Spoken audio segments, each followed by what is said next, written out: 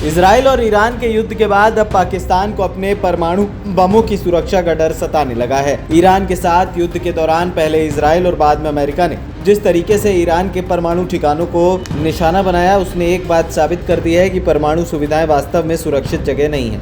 इन्हें भेजा जा सकता है और बर्बाद किया जा सकता है। पाकिस्तानी सेना के रिटायर्ड सैन्य अधिकारी मेजर जनरल इनामुल हक ने इस युद्ध से पाकिस्तान को सबक सीखने को कहा है। उन्होंने भविष्य में भारत को पाकिस्तान के लिए बड़ा खतरा बताया। Pakistani media outlet express Tribune में लिखे लेख में उसने कहा कि अब तक ये मान्यता थी कि परमाणु स्थलों पर हमला किया नहीं जाना चाहिए, लेकिन अमेरिकी सेना का ईरान के परमाणु स्थलों पर अभूतपूर्व हमला एक न्यू नॉर्मल को स्थापित करता है। भविष्य में दूसरे भी इसी राह पर चल सकते हैं और ऐसा होगा। हक ने कहा कि ऐसा होता है तो इसके बहुत बड़े दुष्परिणाम होंगे।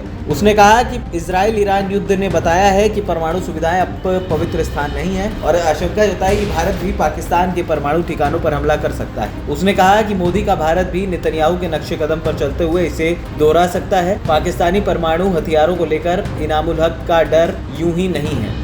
दरअसल बीती मई की शुरुआत में ऑपरेशन सिंदूर के दौरान भारतीय सशस्त्र बलों ने दिखा दिया था कि वो पाकिस्तान के परमाणु ठिकानों तक पहुंच सकते हैं। भारतीय वायुसेना ने पाकिस्तान के सरगोदा एयरबेस को निशाना बनाया था। इस एयरबेस के पास मौजूद किराना हिल्स में पाकिस्तान के परमाणु बमों का ठिकाना बताया जाता है।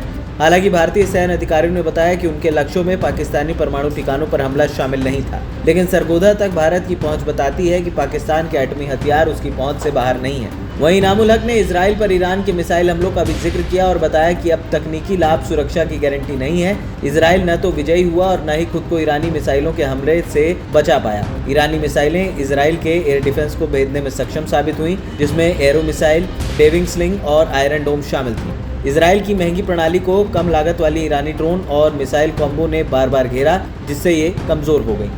ANP टाइम्स की रिपोर्ट।